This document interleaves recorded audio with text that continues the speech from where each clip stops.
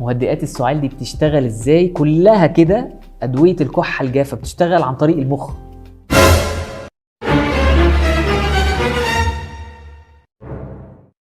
مراكز السعال في المخ بتعمل ايه؟ مهدئات السعال في المخ بتروح على مركز السعال وتطفيه كده شويه، او بمعنى اصح تقلل الحساسيه بتاعت مركز السعال، فتيجي اشاره الجسم يبعتها للمخ على مركز السعال ده، يلاقي المركز مش شغال، فبالتالي تحصلش نوبه السعال كالمعتاد.